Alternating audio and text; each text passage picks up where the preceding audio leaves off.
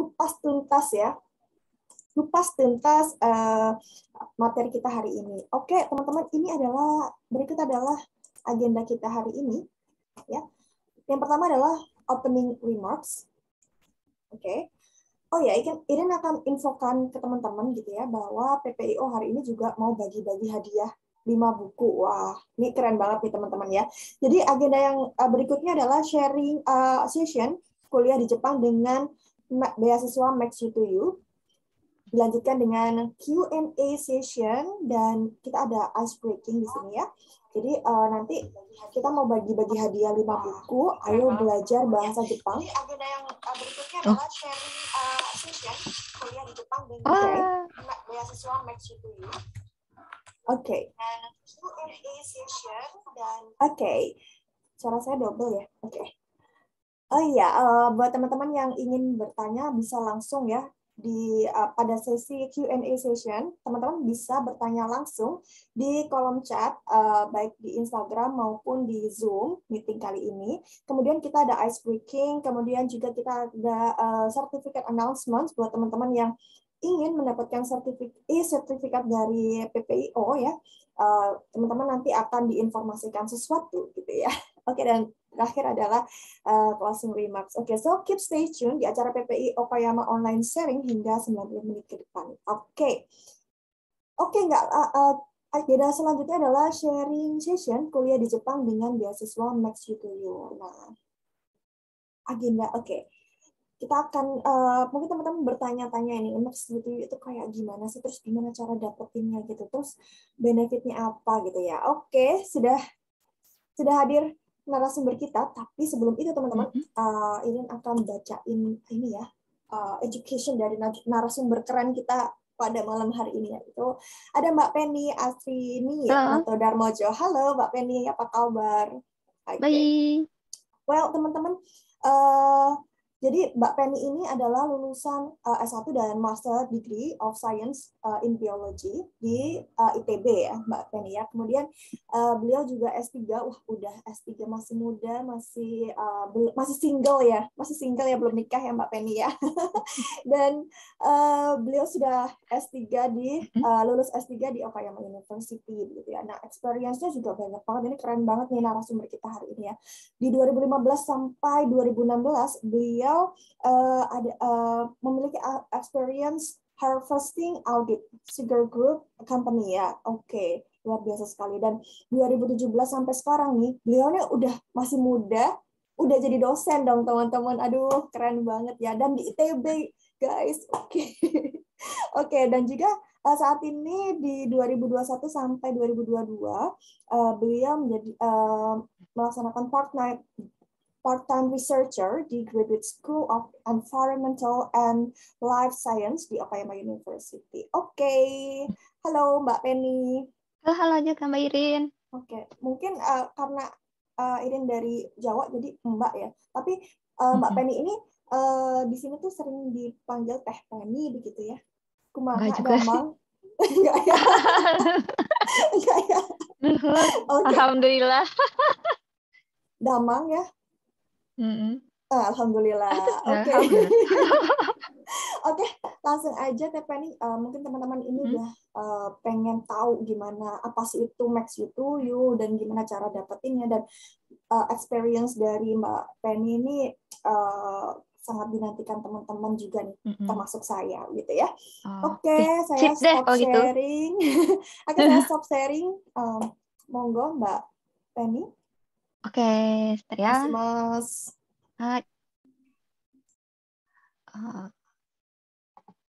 Coba sudah kelihatan, Mbak?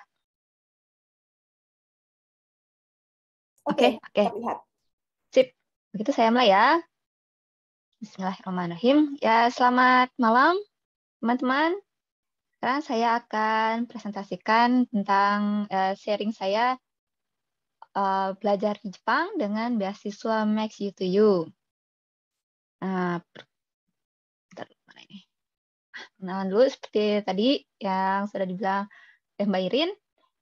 Nama saya Penny Astrini Noto Darmojo dan saya S1 dan S2 di ITB, jurusan biologi, dan S3 di Okayama University, di lingkungan, jurusan lingkungan maksudnya. Nah, hobi saya itu baca, koleksi model kit Gundam, dan koleksi boneka dari Square Enix atau Final Fantasy. Itu aja sih. Jadi bukan orang yang terlalu serius kok. Jadi nanti kita santai aja ya. Nah, ini tentang riset saya ngapain sih di Jepang gitu. Saya riset tentang anaerobic digestion dari sampah dapur, sampah agrikultur, dan kotoran kuda. Kenapa sih 3 itu? Karena 3 itu bisa didapat di kampus. Jadi maksudnya biar bisa mengolah sampah kampus, limbah kampus menjadi metan dan dikasih cangkang kerang sebagai kontrol pH. Karena dia mudah sekali menjadi asam, makanya dikasih cangkang kerang. Kenapa cangkang kerang? Karena Okayama tuh dekat laut ya, dan dia juga penghasil kerang. Jadi ada limbahnya ketika dia mengolah kerang. Nah, itu juga dipakai. Jadi intinya tuh menggunakan bahan-bahan sampah yang ada di sekitar kita. Tuh. Nah, di 2 ini ada mana ya? Sebentar. Pointer. Nah, ini instalasi reaktornya. Kalau ini adalah tempat mahasiswa-mahasiswa Pak Guru belajar gitu ya di sini. Jadi dia kasihin komputer, terus biar ngerjain penelitiannya atau ngerjain tugas-tugasnya di sini. Nah, kantornya Pak Guru ada di sebelah. Jadi bisa diliatin tiap hari, dicek gimana hasilnya, gimana progresnya gitu. Ini kebetulan kosong karena diambilnya pada saat pandemi. Jadi pada nggak boleh ke kampus. Nah, jadi kita langsung ke topiknya ya. Apa sih itu Max U to U gitu?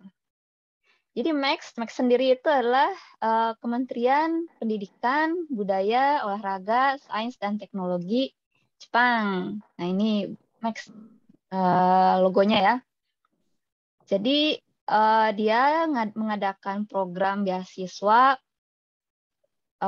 untuk mahasiswa internasional. Nah, dia bisa mulai dari research student atau langsung sebagai master atau doktor. Terus ada U2U. U2U itu maksudnya rekomendasi universitas. Karena ada juga rekomendasi kedutaan besar, namanya G2G. Saya nggak tahu kenapa namanya G2G dan U2U. Pokoknya itulah. Terserah dia, intinya seperti itu, namanya University Recommendation. Bedanya adalah di bagian saat seleksi, prosesnya itu oleh universitas tujuan kita mau sekolah di sana. Jadi kita kasihin aplikasinya ke universitasnya, nanti dia yang seleksi dan melanjutkan ke Kementerian Max ini. Itu bedanya tadi ya, maksudnya Max U2U. Kalau dapat beasiswanya tuh apa aja? Kita dapat uang saku ya untuk mahasiswa doktor dapat 145.000 yen per bulan. Itu untuk kamu makan, untuk bayar tempat tinggal, bayar biaya listrik, biaya kamu beli macam-macam. Pokoknya 145.000 yen.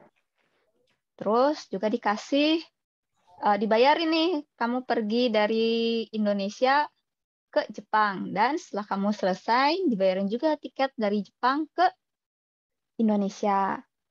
Tapi kalau misalnya domestic flight-nya atau perjalanan domestiknya ketika kamu di Indonesia, misalnya kamu ngangkot mau ke bandaranya itu nggak dibayar, jadi cuma tiket pesawatnya aja. Terus ini kita nggak usah bayar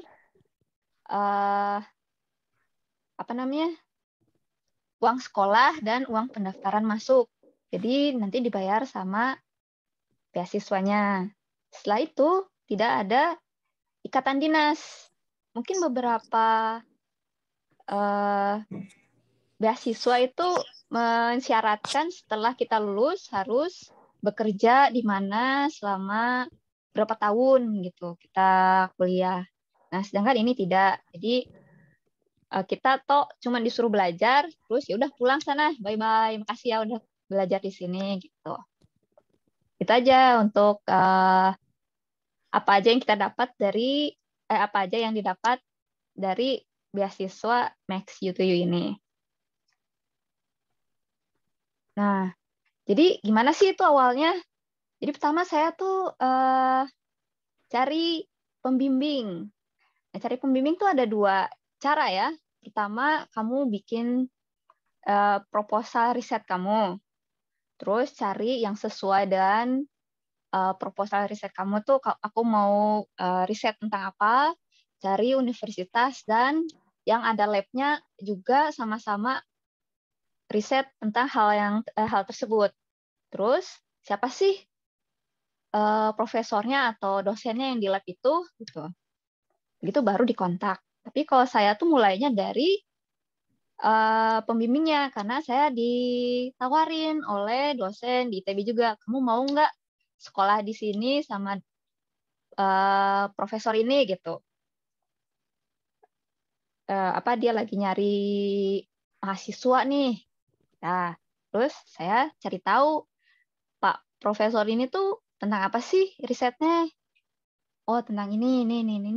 Yaudah saya cari yang sesuai dengan ilmu saya dan riset beliau. Dibikin riset proposalnya, tulis, terus kontak ke profesornya, perkenalan. Salam kenal Pak, nama saya Penny. Gitu. Saya dikenalin sama Bapak ini, terus bla bla bla. Saya ingin jadi mahasiswa Bapak dan sekolah di sana di universitasnya Bapak. Nah ini nih Pak Profesor saya Fujiwara Takeshi. Orangnya baik deh. Jadi senyumnya sembrengah gitu. Nah dia tuh spesialisasinya di manajemen sampah ya dan recycle. Di sini bisa lihat lagi ngubek-ngubek sampah ini mahasiswanya karena dia perlu tahu tentang sampahnya itu sendiri apaan sih gitu. Ini kedengarannya jorok ya ngubek-ngubek sampah, tapi ini memang hal yang wajar dilakukan ketika risetnya tentang sampah. Ya gimana kalau mau tahu tentang sampah tapi nggak mau kenalan dengan sampahnya.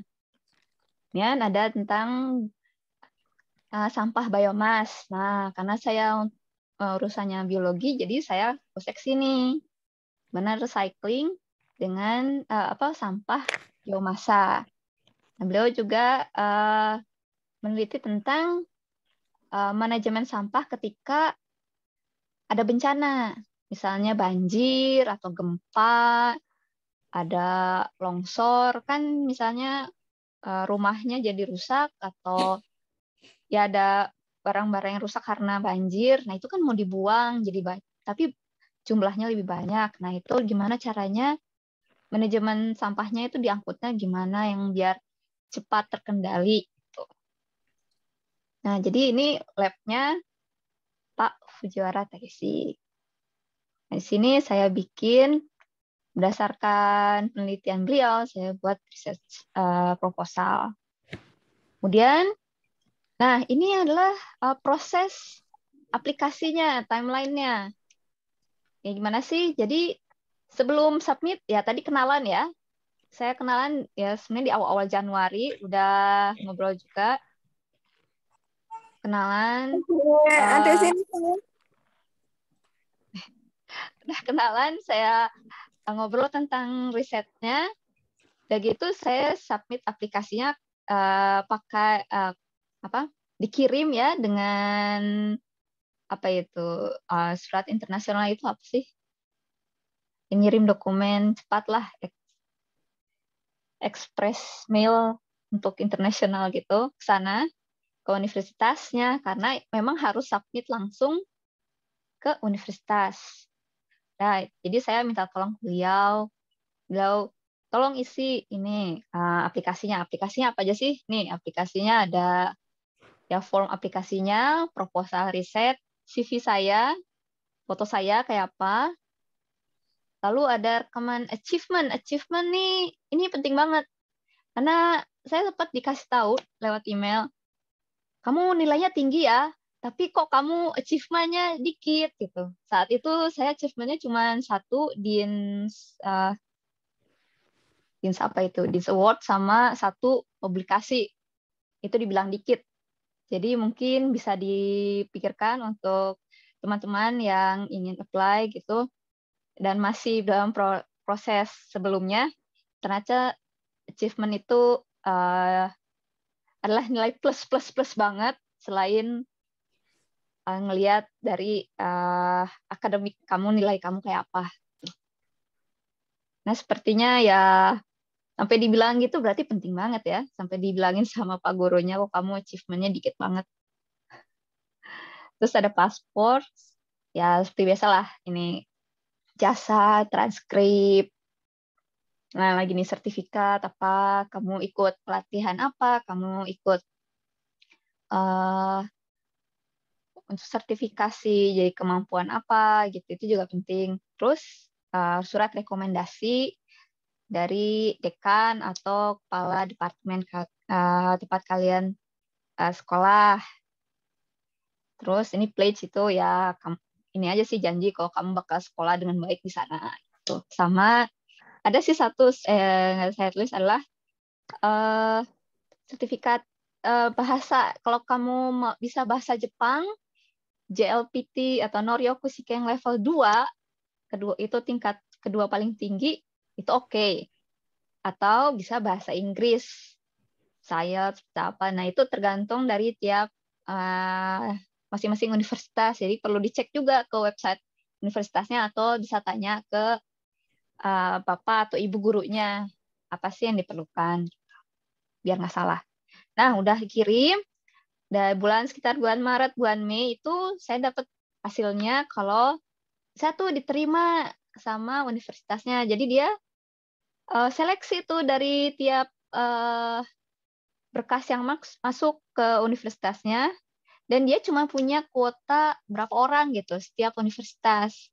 Jadi kita saingannya sama orang yang mau masuk universitas itu dengan beasiswa Max U2U. Udah dapat, saya bisa masuk, diterima aplikasinya oleh Okayama University. Nah, Okayama University lalu submit, diserahkan ke Max. Dari situ Max yang menyisih, bukan misi ya, menseleksi siapa yang berhak mendapatkan beasiswa.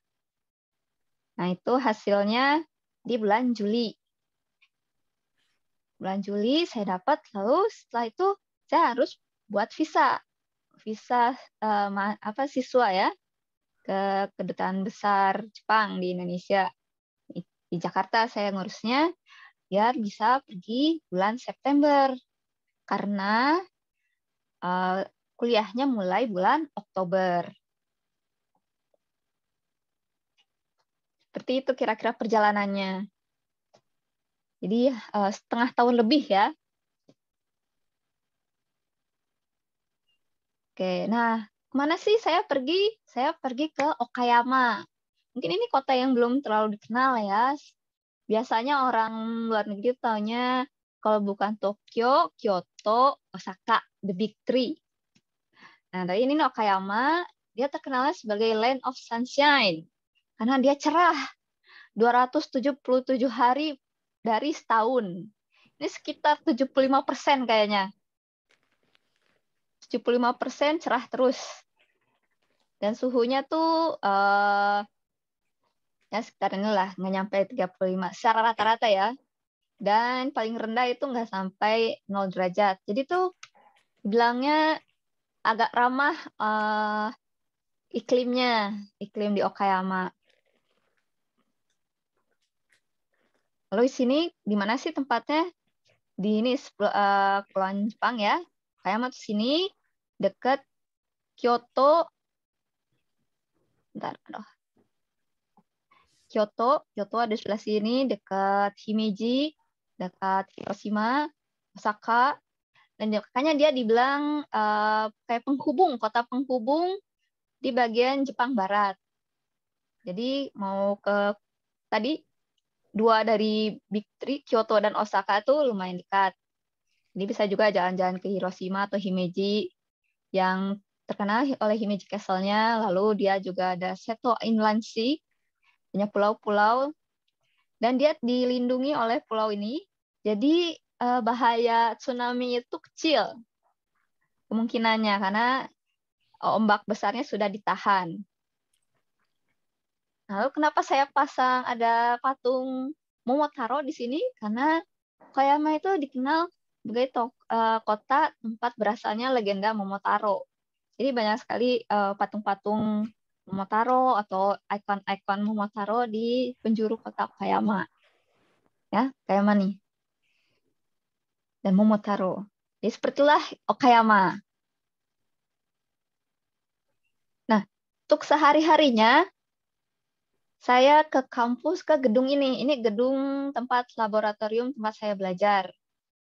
Di lantai 2, dan laboratoriumnya saya kerja tuh di lantai 5.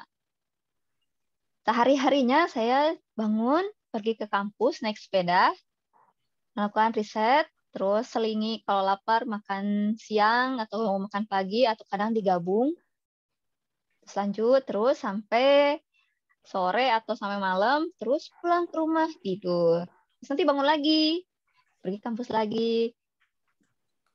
Jadi ini adalah jadwal sehari-hari saya seperti ini, tipikalnya gitu, kalau nggak ada agenda apapun.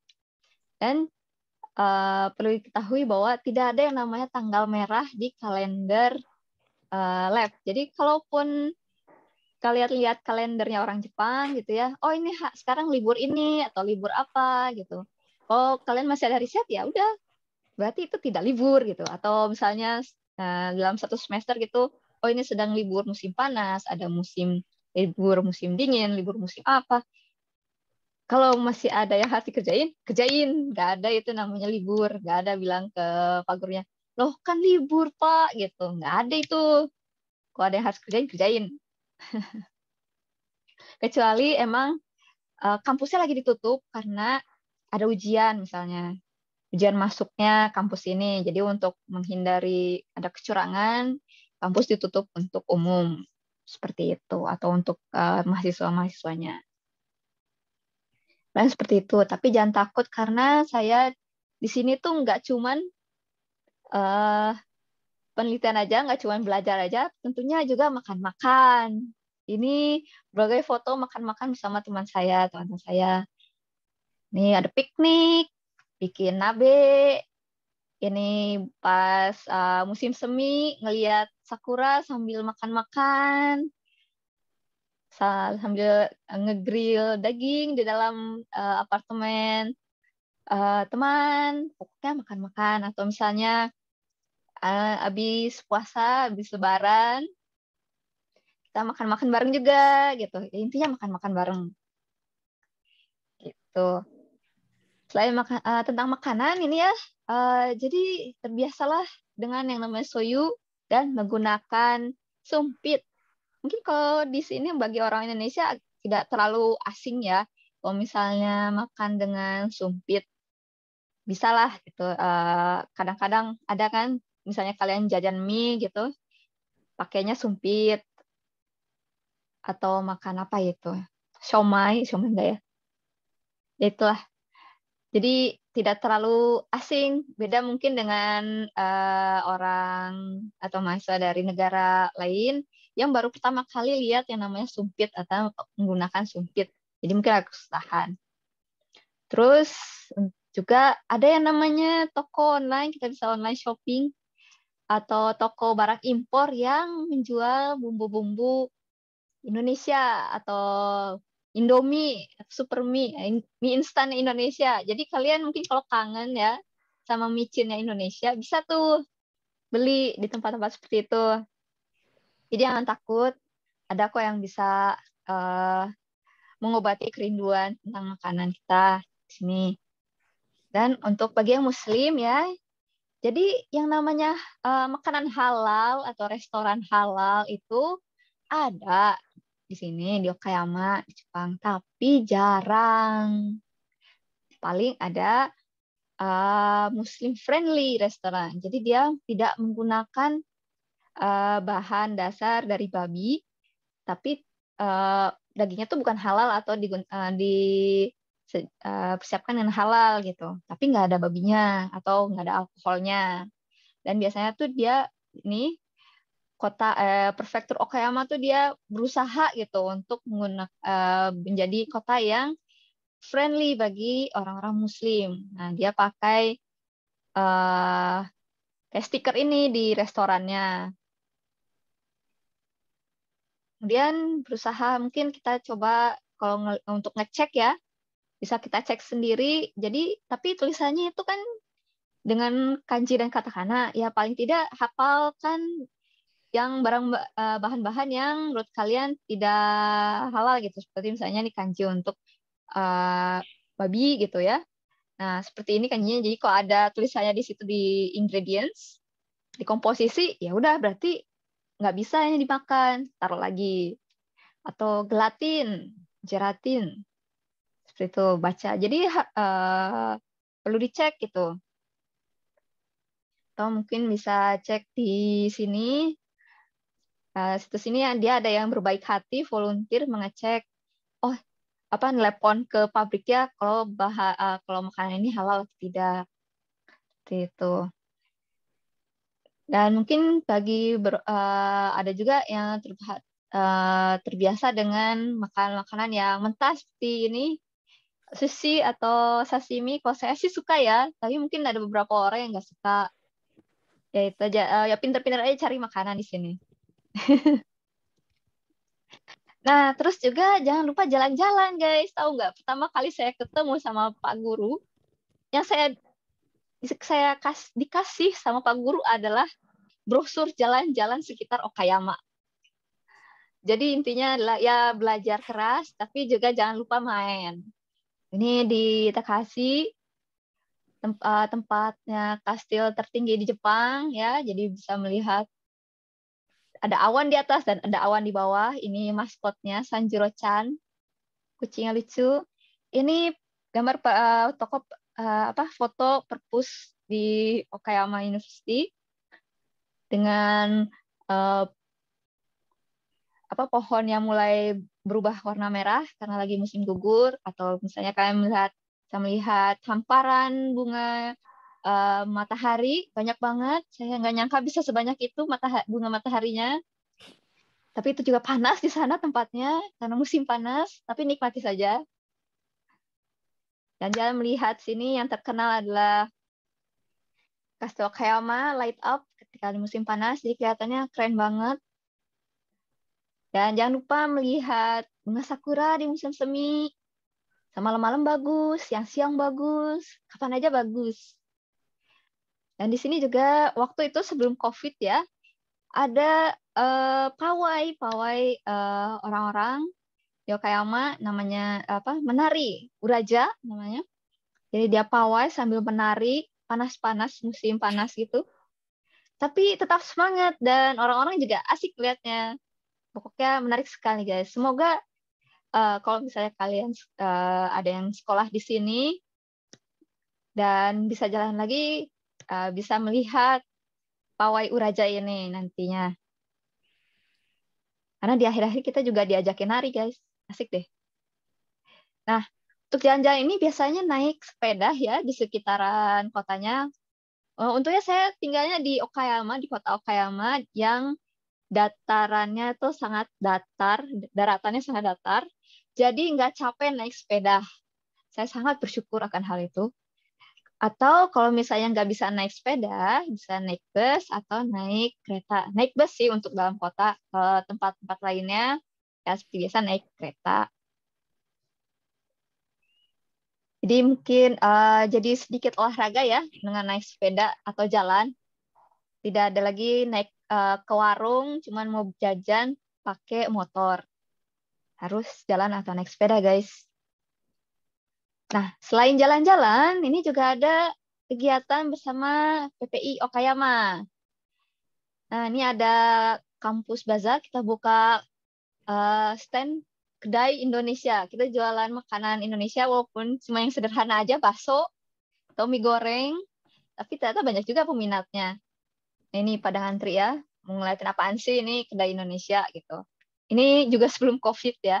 Jadi bisa bikin bazar di kampus ini. Dia sebenarnya gunanya untuk mengenalkan kampus serta mengenalkan kegiatan mahasiswanya tuh apa aja gitu. Kemudian ada cross cultural event ini. Sini kita mengenalkan lagi-lagi budaya Indonesia ya. Sini dengan berbagai negara juga ikutan. Dan ini adalah Momijigari, kita ngeliat-liat momiji atau melihat pohon-pohon yang berbuah warna, jadi warna merah, jadi warna kuning. Kan cantik sekali ya. Jadi kita bareng-bareng tuh jalan-jalan, lihat-lihat. Sambil piknik juga tentunya. Kemudian ini ada, selain itu saya juga melakukan aktivitas volunteer. Di sini ada Mariko-san. Dia waktu itu, berapa itu? 2 tahun yang lalu ya. Masih kelas 3 SMA, sekarang sudah kuliah di Tokyo dia. Dia mau menerjemahkan guide di Museum Kabutogani teh horseshoe crab, bahasa Indonesianya apa ya? Kepiting tapal kuda gitu, pokok yang bentuknya kayak gini, ke bahasa Inggris. Nah, saya bantu-bantu dikit lah itu mengecek bahasa Inggrisnya kayak apa, sehingga sebagai turis asing yang tidak mengerti bahasa Jepang, akhirnya saya bisa mengerti, oh yang dikasih lihat tuh apa sih di sini, dia cerita tentang apa. Nah, ini ada saya gambarnya di sini. Itu kayak obituaris sih kesannya, tapi ya udahlah.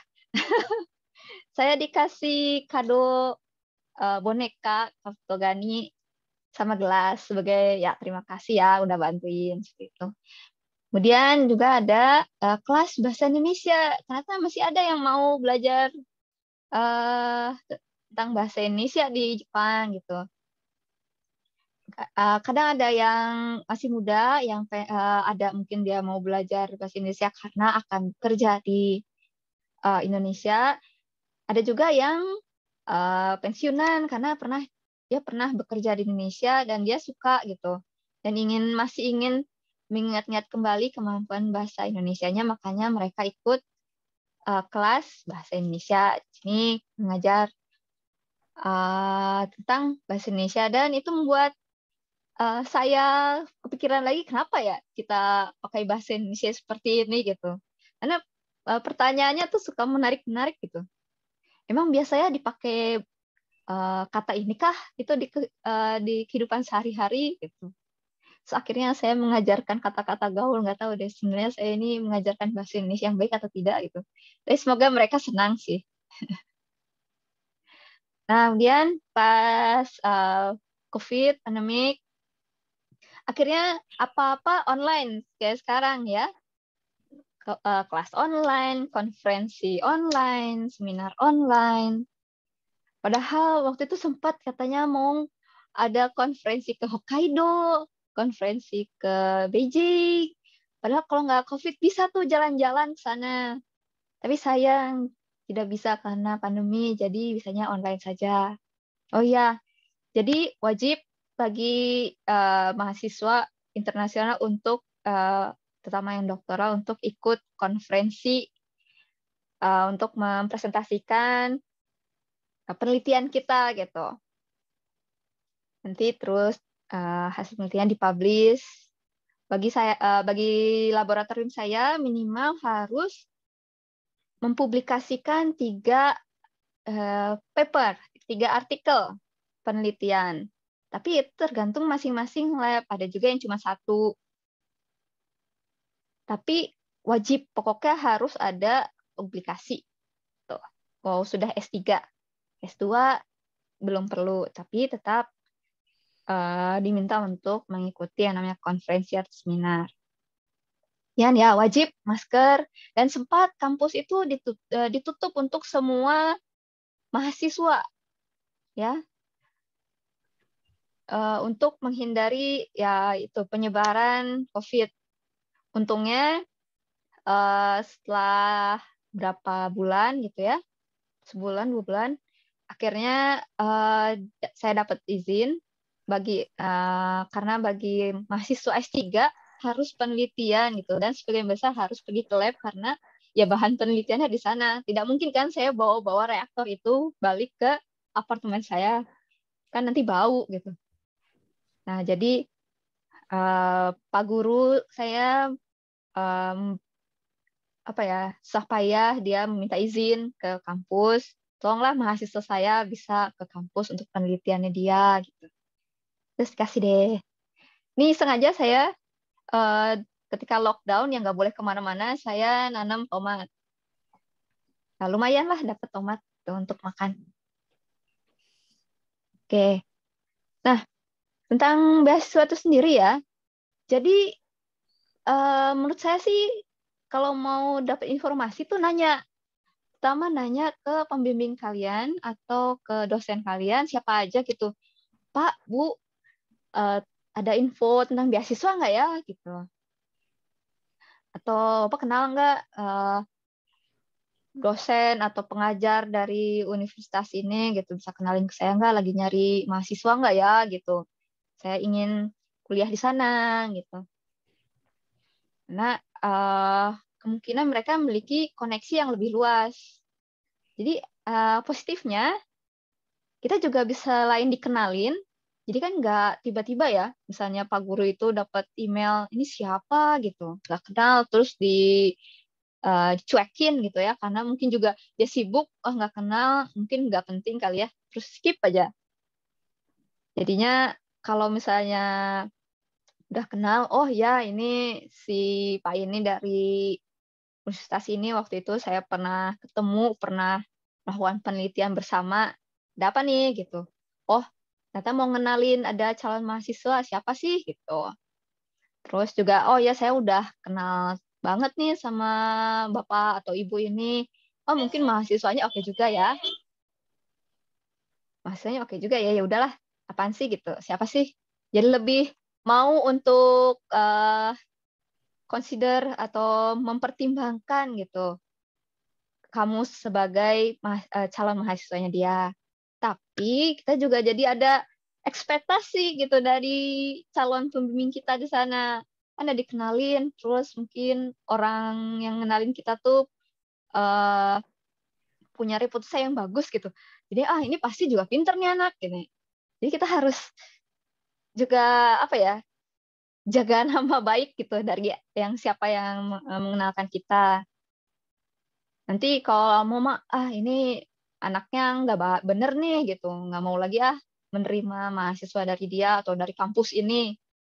Nah kan gawat tuh dari kampus malah. Nanti ujung-ujungnya semua orang yang datang dari kampus itu nggak mau diterima lagi kan, uh, gawat ya. Itu aja sih positif negatifnya. Tapi ya do your best lah.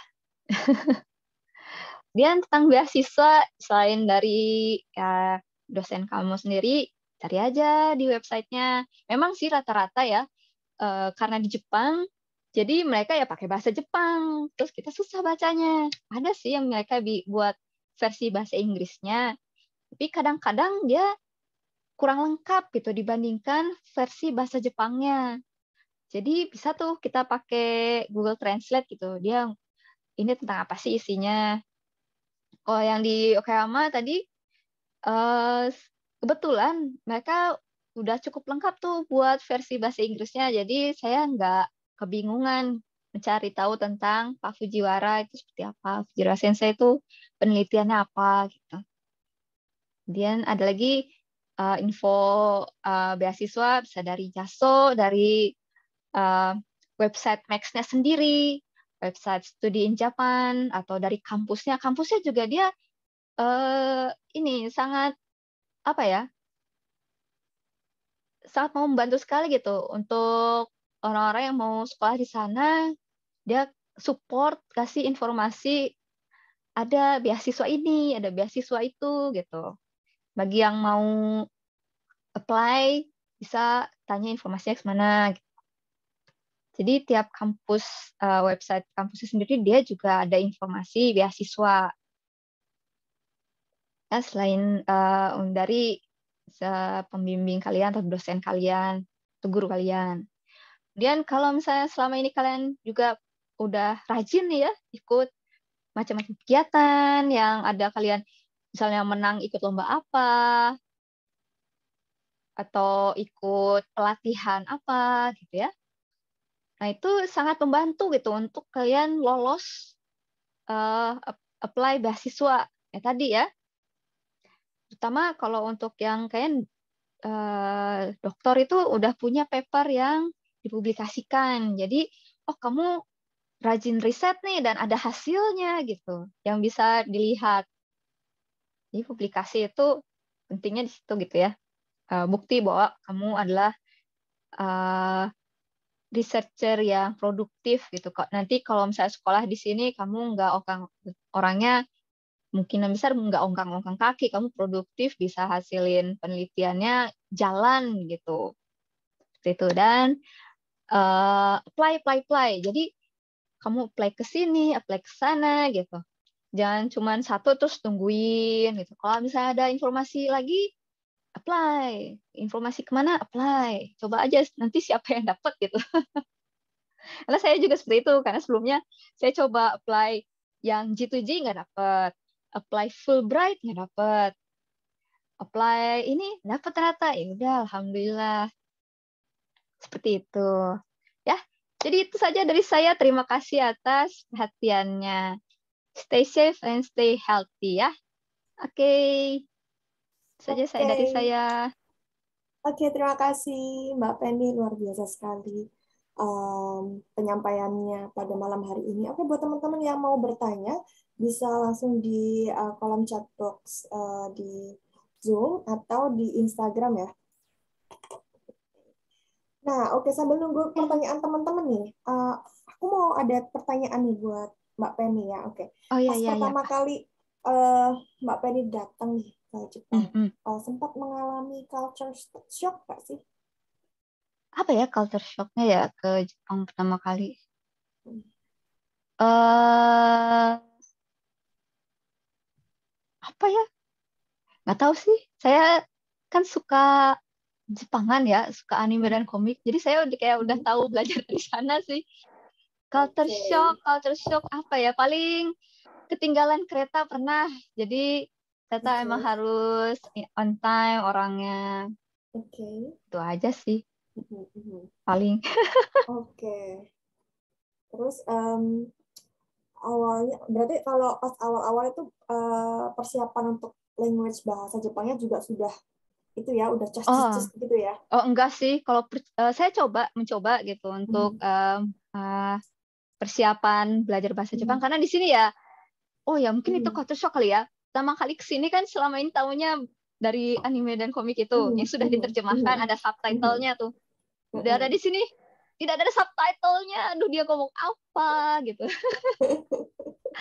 Jadi ya penting ya itu Mhm. kemampuan belajar bahasa Jepang walaupun diterima Mhm. dengan eh, sertifikat bahasa Mhm. Inggris, kamu kinclong sekali bahasa Inggrisnya, tapi kan di Mhm. sini Mhm. Jepang ya, mereka ngomongnya Mhm. pakai bahasa Jepang.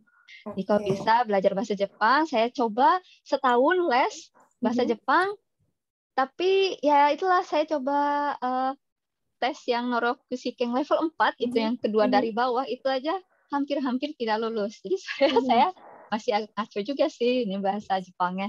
Tapi ya Oke. sangat Mhm. ini apa orang di sini orang Jepangnya sangat appreciate ya. Oh kamu bisa sedikit bahasa Jepang lumayan lah. Jadi ngerti-ngerti enggak Mhm. gitunya. Kamu bisa ngertiin aku dikit lah gitu. Jadi enggak lost banget gitu. Oke, oke. Uh-uh. Oke, Mbak Penny ini udah ada yang bertanya dari Mbak Yola Oh, nih ya. Hai apa Kak, mau nih? tanya untuk saat awal pendaftaran, apa Mm-mm. saja sih nilai plus yang dapat kita berikan mungkin ya, berikan kepada pihak pemogram Max ini? Bisa. Program Max karena nggak langsung apa kita nggak ada interaksi langsung Mhm. dengan Max ya. Mhm. Jadi paling appeal-nya itu ke kalau saya karena program U2U dengan Mhm. rekomendasi universitas, ya appeal-nya Mhm. ke Pak calon dosen pembimbing gitu, ke Mhm. Fujiwara sensei-nya ini. Mhm. Ya appeal-nya tadi ya email yang sopan ya udah jadi Mhm. wajib. Nah, itu tadi sertifikasi atau achievement kalian gitu. Selain nilai. Karena tadi sempat saya bilang saya dikasih email kalau nilai kamu bagus sih, tapi achievement kamu kok dikit gitu. Kamu ngapain aja di kampus gitu kan? Apa cuman kuliah pulang, mahasiswa kupu-kupu? Ya, sebenarnya enggak juga sih. Oke. Jadi ini ya, publikasi itu penting banget ya, Mbak Penny ya. Iya, sampai sekarang pun sebagai dosen tetap dibilangin sama orang ITB-nya, kalian para dosen publikasinya dong gitu ditingkatin. Oke. Ada pertanyaan lagi nih Mbak Penny ya dari Mbak Syifa Akmalia gitu ya. Saya Syifa Akmalia dari Bekasi. Wah, oke. Halo Bekasi, apa kabar? Oke. Ingin bertanya, untuk ke Jepang itu harus mempersiapkan apa saja ya, Kak, untuk hal di luar beasiswa dan lain-lain gitu ya. Apakah harus lulus N2 atau bagaimana, Kak? Apakah N5 bisa begitu? Mungkin bisa dijawab. Kalau persiapan yang tadi bahasa ya, N5 itu kan untuk bahasa N5 yang paling basicnya. Jadi kalian paling tidak tahulah bahasa Jepang gitu kan N5. Kalau bisa ditingkatin lagi karena tadi saya N4 itu masih bingung-bingung. Itu dia ngomong apa?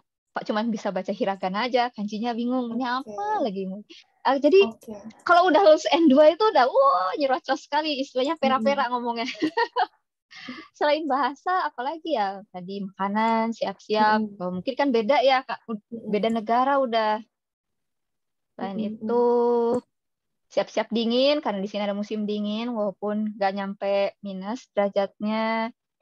Seperti itu aja ya. Oke. Ya.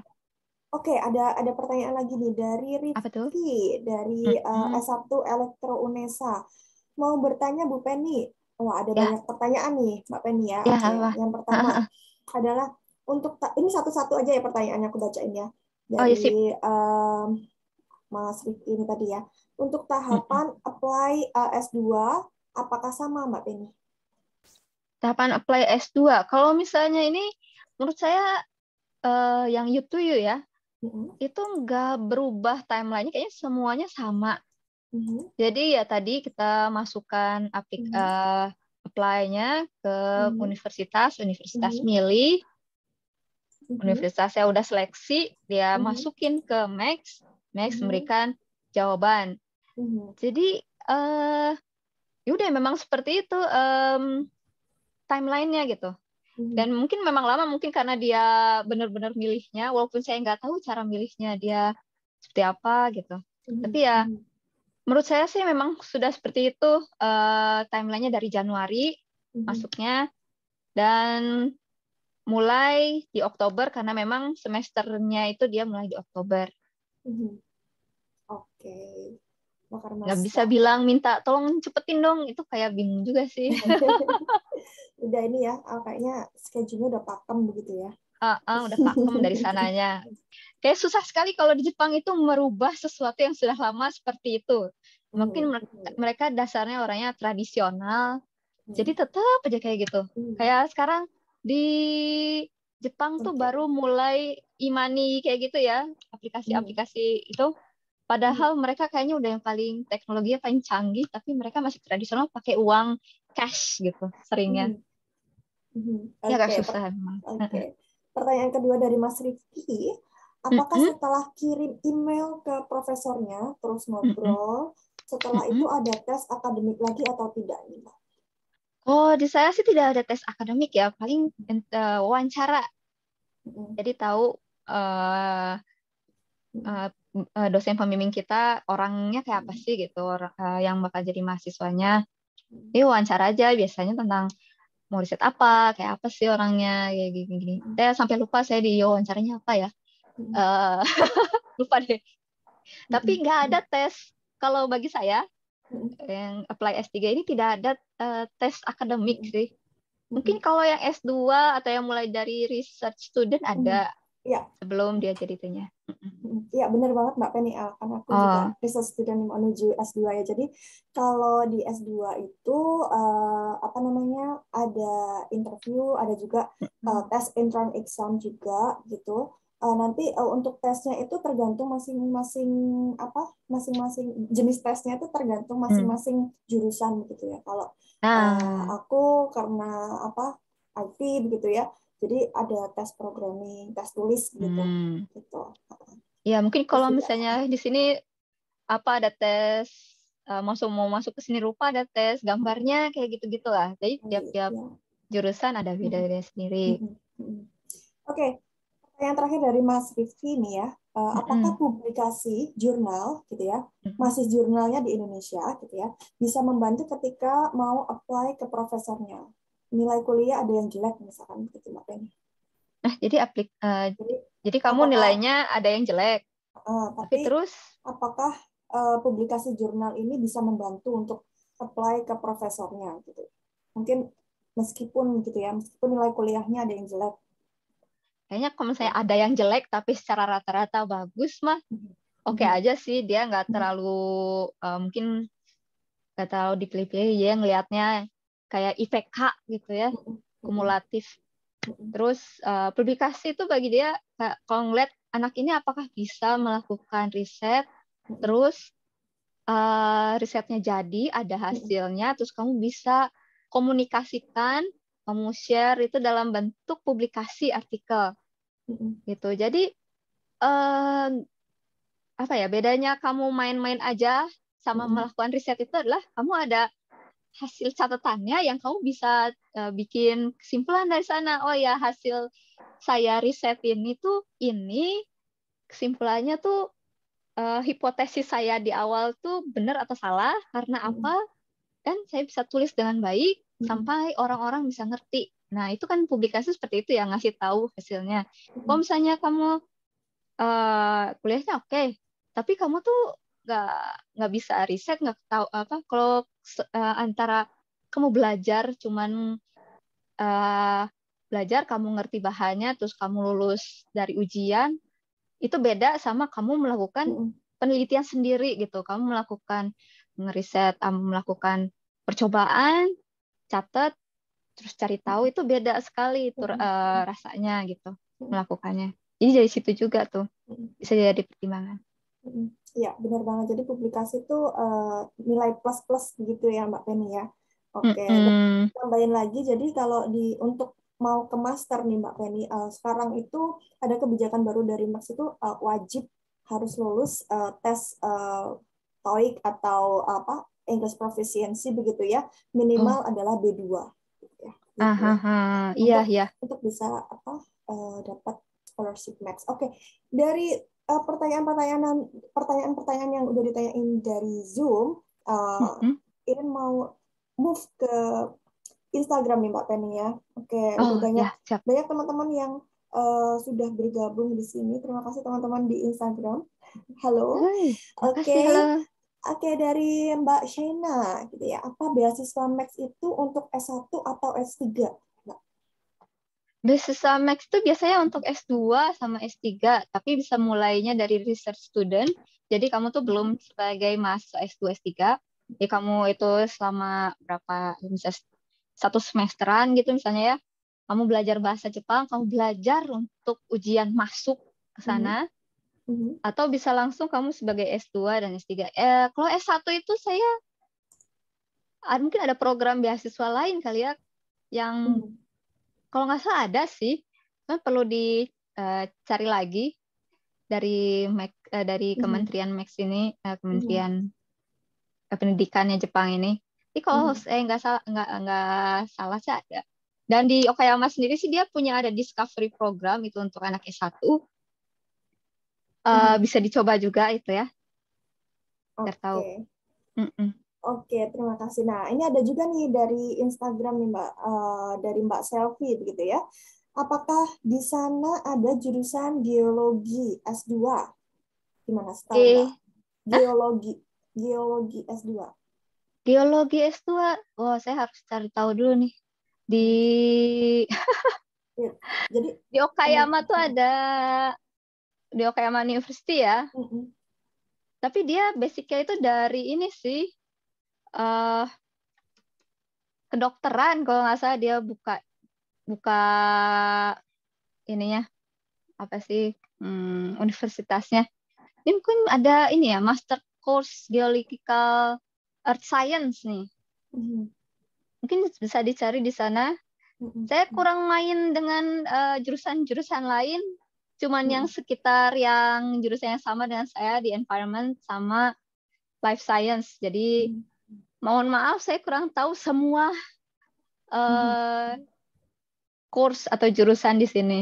Oke, jadi saran buat Mbak Selvi mungkin bisa kepoin sendiri typing websitenya begitu ya Mbak Penny ya. Iya, Terus karena cukup lengkap nanti kok yang cukup bahasa lengkap. Inggris. Oke. Nah ini juga ada pertanyaan dari Mbak Nesa P. Assalamualaikum, mau tanya untuk raport yang digunakan untuk mendaftar itu semester berapa ya? Misalnya hanya semester 1 apa boleh gitu? Hah? Raport nih, Mbak. Apa lah? Raport. Nilai raport semester. Oh, jadi kamu dari S1 baru semester 1 mau apply gitu? Maksudnya? Ya, Assalamualaikum gini ya. Untuk raport yang digunakan untuk mendaftar itu semester berapa ya? Misal hanya semester 1 apakah boleh begitu? Saya sih pakainya transkrip ya. Jadi Transkrip ya. udah dapat semuanya. Saya udah lulus semuanya. Jadi dari kumpulan S1 semester 1 sampai semester 8. Gitu. Sama yang dari S2 itu ya semester 1 sampai semester 4. Kalau misalnya cuma semester 1 aja kayak pelit banget, kamu selanjutnya kayak apa sih rapotnya gitu kan, pengen tahu jadinya. Oke, iya. Ya benar ya. Jadi benar Mbak Penny. Jadi kalau untuk Max itu setahu saya juga itu persyaratannya bukan nilai rapot, tapi transkrip begitu nggak sih?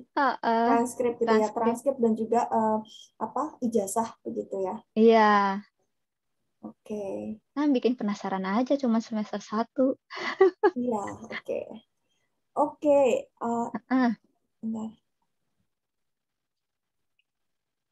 Oke, mungkin maksudnya apa namanya Mbak Nesa ini mungkin dari ini mungkin ya Mbak, bukan transkrip S1 tapi mungkin mau menuju ke S1 gitu ya. S1-nya mau ke Okayama begitu ya. Itu satunya ya. Wah, nggak tahu, saya belum pernah nyoba masuk S1 ke Okayama, jadinya saya tidak begitu paham. Tapi ada anak-anak Okada di sini yang dari S1. Mungkin nanti bisa kirim email ke PPIO untuk mendalanya lebih lanjut ya. Oke. Mungkin nanti di acara sharing PPIO selanjutnya kita akan mengundang narasumber dari teman-teman S1 begitu ya, akan lebih banyak informasi yang lebih detail begitu ya untuk teman-teman yang akan apply S1 di Okayama University ini gitu ya. Kalau Mbak Penny ini kan spesialis S3-nya gitu ya. Iya. Okayama gitu ya. Oke, nah ini juga ada beberapa teman dan Mbak siapa nih? Mbak Aprilo gitu ya. Max itu untuk D2 dan S3. Oke, terima kasih Mbak Aprilo untuk informasinya begitu ya. Dan juga tambahan informasi dari Rian begitu ya. Di Okadai kalau nggak salah biologinya masuk ke MIPA begitu. Oke, thank you so much. Dan juga ada tambahan dari Mbak Stefi gitu ya. Oke, terima kasih untuk udah kasih links untuk Max undergraduate. Oke. Pertanyaan terakhir dari Instagram ini, Mbak. Kapan nih? Dari Ryu underscore shop 15 gitu ya. Nama akunnya. Kapan pulang ke Indonesia nih, Mbak Penny? Oh, ya seharusnya saya pulangnya tuh pas setelah September itu ya, setelah wisuda itu seharusnya saya pulang. Tapi saya ditawarkan oleh Pak Sensei, oleh Pak Guru untuk kamu mau nggak lanjut 1 semester aja gitu untuk penelitian lah untuk nulis semua yang data-data yang belum publikasi gitu. Jadi saya minta izin ke ITB, saya boleh nggak lanjut 6 bulan aja gitu di sini gitu. Dibolehin, terus akhirnya ya udah saya di sini sampai bulan Maret, bulan April saya rencananya pulang. Gitu. Semoga sukses selalu ya Mbak Penny ya. Terima kasih teman-teman. Ini sudah banyak yang bertanya. Teman-teman, terima kasih bagi yang sudah bertanya. Oke, kita akan lanjut ke agenda selanjutnya. Saya mau izin buat sharing. Oke, thank you Mbak Penny. Kita masih ada beberapa quiz nih di sini. Oke. Quiz. Oke, teman-teman. Terima kasih. Kita udah melewati sharing session bersama Mbak Penny. Kemudian kita juga udah ada Q&A, begitu ya. Well, teman-teman, agenda selanjutnya ada ice breaking di sini ya. Di sini kita mau bagi-bagi 5 buku buat teman-teman yang bisa menjawab dengan benar dan juga tercepat, begitu ya. Teman-teman bisa jawab di kolom chat Zoom maupun Instagram ya. Dan pemenang akan diumumkan panitia setelah acara selesai. Dan minta tolong untuk teman-teman panitia, mohon untuk mencatat nama-nama partisipan yang beruntung malam hari ini, baik di Zoom maupun di Instagram, begitu ya. Oke, tanpa berlama-lama lagi, kita akan masuk ke pertanyaan pertama. Jadi ada 5 pertanyaan nih, Mbak Penny. Oke, Oke. Teman-teman siap? Oke. 1, 2, 3. Oke, pertanyaan pertama adalah sebutkan 4 musim di Jepang. Oke, bisa ditulis di chat Instagram maupun di ini ya, di Zoom. Oke, udah ada jawaban dari oh, itu ya. Minta tolong di itu ya, di everyone ya, jangan di direct message ke saya. Oke. Jangan di direct message ke saya. Jadi everyone, jadi teman-teman panitia yang lain juga bisa membaca. Oke. Teman-teman di Instagram bisa ikutan kuis ini ya, sebutkan 4 musim di Jepang. Oke. Ya? Oke, pertanyaan selanjutnya, teman-teman. Sekali lagi, please settingannya everyone ya, bukan direct message ke saya. Oke. Pertanyaan selanjutnya adalah, oke, dari mana asal sekolah narasumber? Ini gampang banget nih ya, teman-teman. Dari mana asal sekolah narasumber? Oke. Ada yang jawab TB. Oke ya. Oh iya, Mbak Penny ini udah lulus loh ya dari Okayama University gitu. Iya, udah lulus. Bukan mahasiswa lagi nih ya. Udah lulus nih. Oke. Jangan terkecoh ya. Oke. Ada yang jawab. Oke. Jawaban yang paling lengkap, paling benar, dan paling cepat adalah itu pemenangnya. Oke. Teman-teman sudah ini ya. Oke. Pertanyaan selanjutnya. Apa singkatan dari PPIO? Nah, ini gampang banget juga nih ya. PPIO itu apa nih? Oke, teman-teman. Oke, teman-teman ada. Oke. Ada yang jawab ini. Oke. Ada yang jawab planar gitu ya. Planar kayak bidang planar gitu ya. Oke, that's fine. Oke. Ada yang jawab persatuan. Pelajar Indonesia. Oke. Ada yang planar gitu ya. Oke, it's okay, teman-teman. Oke. Mungkin autocorrect kali ya. Iya, kayaknya autocorrect ya. Oke. Oke, ke pertanyaan selanjutnya. Oke, ada yang pelajar Irian Jaya. Oke, Horas. Salah ya, Horas bukan dari Irian Jaya. Oke, lanjut ya teman-teman ke pertanyaan selanjutnya. Apakah pakaian khas Jepang? Ini gampang banget nih ya. Apa ya? Apakah kebaya? Apakah songket? Bukan ternyata. Adakah batik? Oke, ada yang jawab. Oke. Inisialnya adalah K di depan, O di belakang. Oke. Dikata. Oke. Ada lagi teman-teman? Silahkan. Oke. Ready? Oke.